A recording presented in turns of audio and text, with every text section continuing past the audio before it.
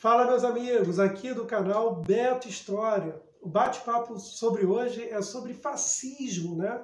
Assunto importantíssimo para aquele concurso que você vai fazer, né? Para aquela prova de colégio, para o Enem, para o vestibular, ou até para aquele papo entre os amigos, né? Aquela roda de amigos que você vai falar sobre fascismo. Então, primeiramente, né, lembrar que o fascismo, na sua gênese, na sua origem, ele vai ter uma origem italiana, né? Então você vai ter aqui a Itália como berço desse movimento fascista. E que esse movimento fascista é um movimento de extrema direita, tá? Que vai surgir na Itália no pós-Primeira Guerra Mundial.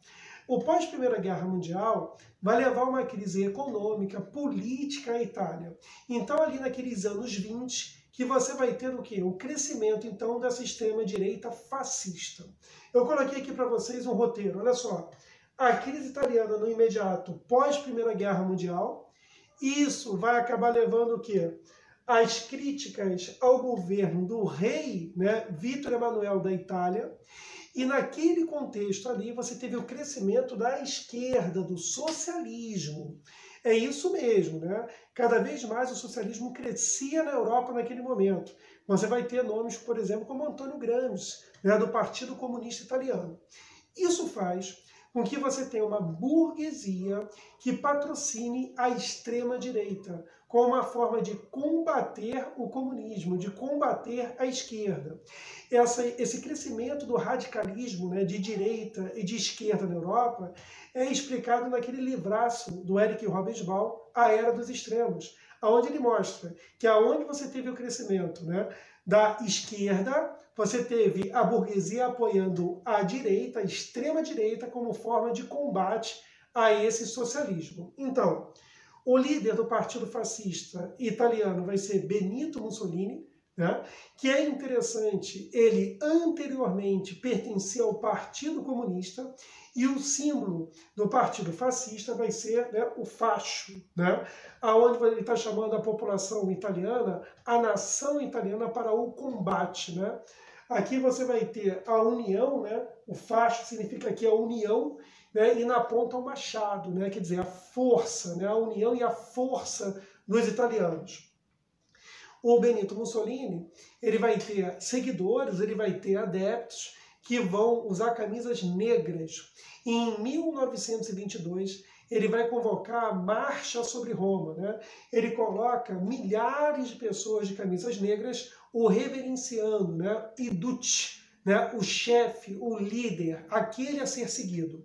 E dentro dessa ótica, né? Dentro dessa demonstração de força, o rei Vítor Emanuele convoca Mussolini para ser primeiro-ministro da Itália. É assim que Mussolini chega ao poder. Quando Mussolini chega ao poder, começa a perseguição aos opositores. Por exemplo, você vai ter a morte do deputado Matteotti, você vai ter prisão de jornalistas, você vai ter censura. Pior do que isso, né? Você vai ter, nesse momento de repressão política, a economia italiana melhorando. Então, de certa forma, ele consegue um apoio popular por isso. Só que o Mussolini ele vai ter estratégias também de cooptar a população, de trazer a população para o lado dele. Por exemplo, a Carta de Lavoro é a Carta do Trabalho italiana. Né? No Brasil, o Vargas mais tarde vai até copiar essa Carta do Trabalho italiana, né, com o nome de CLT, Consolidação das Leis Trabalhistas. A Carta do Trabalho italiana é uma carta que vai trazer direitos trabalhistas aos trabalhadores italianos, mas ao mesmo tempo vai trazer o corporativismo. O que é isso? O Mussolini vai permitir que tenha, né, trabalhadores, que tenha sindicatos, mas ele vai controlar, o Estado ele vai controlar, né, essas instituições. E além disso, de se aproximar dos trabalhadores com a Carta de Lavoro, Mussolini vai fazer o Tratado de Latrão em 1929, aonde ele se aproxima da Igreja Católica, criando o Estado do Vaticano, em troca de apoio político. Começa a notar que o Mussolini ele foi amarrando, ele foi trazendo setores da sociedade italiana para apoiar o seu governo. E aí eu coloquei uma listinha aqui com as características do fascismo, aquilo que sempre cai em prova. Primeiro, totalitarismo. Nada deve vir acima do Estado, que tem um controle absoluto. Esse conceito de totalitarismo é de uma escritora chamada Hannah Arendt. Ela vai fazer o livro As Origens do Totalitarismo em 1956, onde ela coloca tanto a extrema-direita, nessa época fascista, como totalitária, como ela também coloca o stalinismo. Tranquilo? Então, ó, nada deve vir acima do Estado, que tem um controle absoluto, né? O Estado, ele é o grande controlador da sociedade. Outro que vai relatar isso no seu livro, né, vai ser George Orwell, quando ele vai fazer 1984. Tranquilo? Vem cá, nacionalismo, né? Que a nação é a mais perfeita forma de sociedade que a humanidade conseguiu construir. A nação acima de tudo, a nação acima de todos, né? A nação é o bem comum, que todos devem lutar por ela. Então, o nacionalismo exacerbado, né? Exaltado. Militarismo, fortalecimento dos exércitos para a defesa do expansionismo, né?